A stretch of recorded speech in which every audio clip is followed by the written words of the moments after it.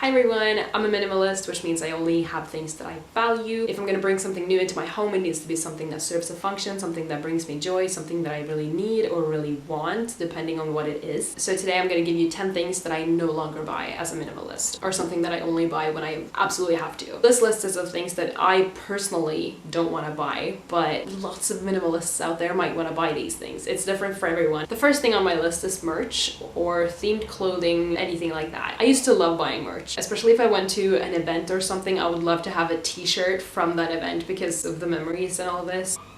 Merch and, you know, themed clothing from things is such a thing for me that I think is going to be really cute and I'm going to wear it all the time, but wearing it on a daily basis doesn't fit into my style at all. And on the very few occasions that I will be wearing a t-shirt, I don't need, 20 t-shirts to choose from. For some people that might be the case. I don't need that. And I know a lot of people are like, oh, just buy it to wear it around the house. I still don't need 20 t-shirts to wear around the house. So yeah, I don't want to have a drawer full of t-shirts that I don't wear but that are cute, and then it's hard to get rid of them because it's a memory, and no, I just don't buy it anymore. The second one is maybe a little controversial because people always go crazy when I say this. It's shoes. I don't buy shoes because they don't bring me joy. I have 4 pairs of shoes and I find it quite sufficient. I have a pair of trainers, a pair of Converse, a pair of sandals, and a pair of boots. I always have the right shoes to wear, if that makes sense. I'm not a shoe person at all. Number 3, different laundry detergents. I split my laundry anyway, so my whites don't really get washed out or anything, or gray or whatever. Laundry detergent kind of takes up a lot of room and it looks really cluttered, so I'm gonna use the same for everything. You're not that special. Number 4 is decorative items. I just have enough of them. I don't need more. I have a few that I've gotten from friends and I love them. I will always keep them,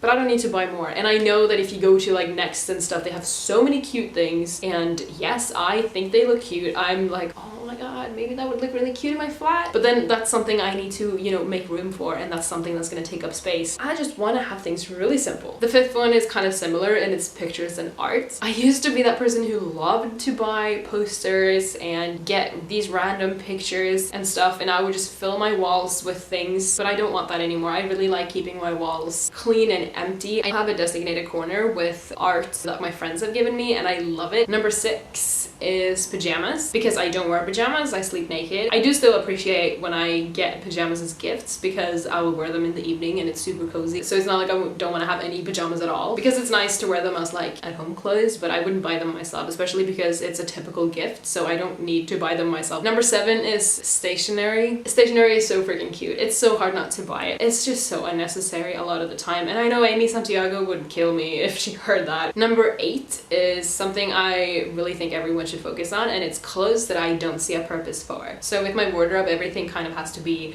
functional. I don't want to have things that can only be worn with one other piece of clothing. I want my wardrobe to go together and everything kind of fits with each other. Of course not everything, but when I look at clothing, I need to really think that, yeah, this is actually going to be something that I'm going to wear, and it's something that I can, wear to work, and it's something that has to be comfortable, because if it's not comfortable, I'm never going to wear it. I don't want to have clothes just take up space and not be worn, and I used to have all these filler clothes, if that makes sense. So I used to have just random clothes that I wouldn't really enjoy that much, but I realized that I'd rather only have my favorite clothes so that I would always be happy with what I was wearing, and then just maybe do laundry a little more often. Clothes is really such a big expression of you, and you should always be comfortable and feel good about what you're wearing. Number 9 is kitchen equipment. I have the basic things, all from IKEA, and I can usually get by, make do with what I have, and improvise a little bit, and it's fine. And if you're like me, you're not a perfectionist in the kitchen, and you don't cook for presentation, you cook for it to actually taste good. Number 10 is something that I used to buy a lot. It's funny stuff with no actual function.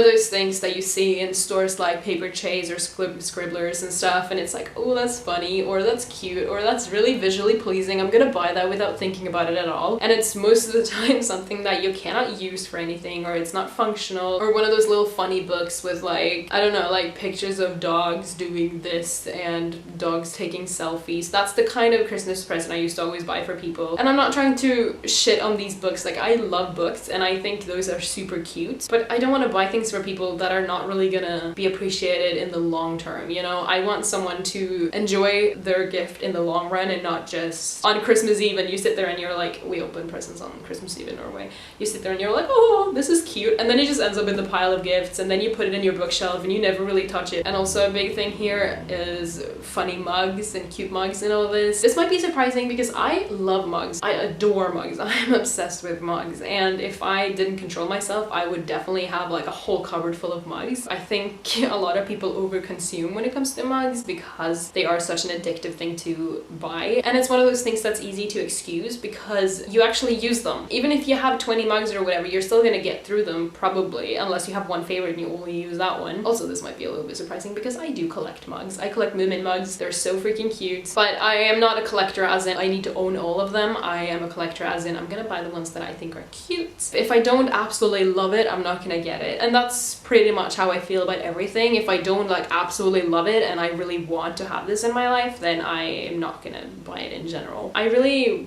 only want to own items that I love, but minimalism is so great for me. I'm so glad that I introduced it to my life. And if it's something that interests you, you should definitely try it if you want to. Minimalism looks different for everyone, so it's not like you have to follow a set of rules. Like, your version of minimalism can be a totally different one than mine, so it's not something to be scared about. Years ago, I probably thought that minimalism was like you own 3 things and that's all you have. Alright, I hope you enjoyed the video. If you did, please leave it a thumbs up, and I shall see you next Friday with a new video. Bye!